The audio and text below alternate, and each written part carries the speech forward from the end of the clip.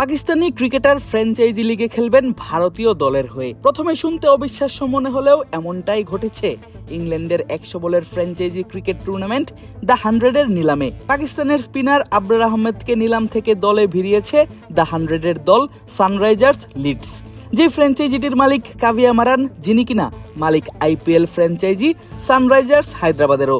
আর এতেই হচ্ছে সমালোচনা। ভারতীয় দর্শকরা ডাক দিচ্ছে ফ্র্যাঞ্চাইজিটি বয়কটের, অথচ যাকে নিয়ে এত নাটকীয়তা তার না খেলার সম্ভাবনাই বেশি। ঘটনার শুরুটা নিলামেরও বহু আগে থেকেই। 8 দলের টুর্নামেন্ট দ্য 100-এর 4 দলের মালিকানাই ভারতীয়দের। তাই ধারণা করা হচ্ছিল সেই 4 দলের কেউই কিনতে রাজি হবে না নিলামের নাম লিখানো কোনো পাকিস্তানি ক্রিকেটারকে। তবে সবাইকে অবাক করে সানরাইজার্স দল 1,90,000 পাউন্ড খরচ করে দলে ভেড়ায় আবরারকে। আর এতেই সামাজিক যোগাযোগ মাধ্যমে শুরু হয় সমালোচনার ঝড়। কট্টর ভারতীয় দর্শকরা ঘোষণা দেন তারা বয়কট করবেন IPL-এও সানরাইজার্স হায়দ্রাবাদের সব ম্যাচ। ফলের নির্যাস ও দুধের সমন্বয়ে পোলার টর্নেডো গ্রিন অ্যাপল আইসক্রিম, মন ভালো থাক। তবে যে আবরারকে নিয়ে এত সমালোচনা শুনতে হচ্ছে কাভিয়া মারানদের, তাকেই দ্য 100-এর টুর্নামেন্টে পাওয়া নিয়ে শুরু হয়েছে শঙ্কা।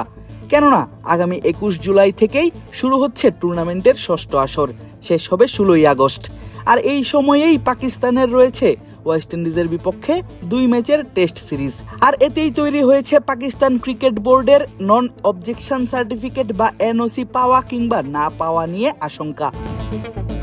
PCBর এক সূত্র টাইমস অফ ইন্ডিয়াকে বলেছে, বাস্তবতা বিবেচনায় আবরার আহমেদের NOC নাও পাওয়া হতে পারে। পাকিস্তান ওয়েস্ট ইন্ডিজের বিপক্ষে 2 ম্যাচের একটি টেস্ট সিরিজ খেলবে, সেই বাস্তবতায় দ্য 100-এ তার নাও খেলা হতে পারে। তার এজেন্ট নিলামে তার নাম রেখেছিল, তার মানে সে NOC পেতে আত্মবিশ্বাসী ছিল। PCB প্রধানের সঙ্গে ভালো সম্পর্ক থাকা অল্প কয়েকজন ক্রিকেটারদের মধ্যে সে একজন। দ্য 100-এ তার খেলার সম্ভাবনা 50-50। তবে পাকিস্তানি প্লেয়ারদের নিলাম থেকে নেয়া বা না নেয়া নিয়ে কোনো নির্দিষ্ট নির্দেশনা ছিল না দল থেকে, এমনটাই জানিয়েছেন সানরাইজার্স কোচ ড্যানিয়েল ভেট্টোরি। বলেন, নিলামে সকল প্লেয়ারই ছিল আমাদের জন্য উন্মুক্ত।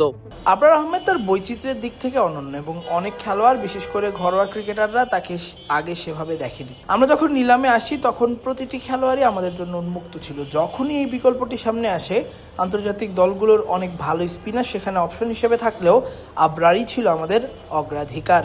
তবে পাকিস্তানি ক্রিকেটারকে সাইন করা নয় সানরাইজার্স হায়দ্রাবাদের উপর এর প্রভাব কতখানি পড়বে তা বোঝা যাবে কদিন পরেই মাঠে গড়াতে যাওয়া IPL-এ। এদিকে আবরার আদৌ খেলতে পারেন কিনা সানরাইজার্সের জার্সিতে দ্য 100, সেটিও দেখার বিষয়।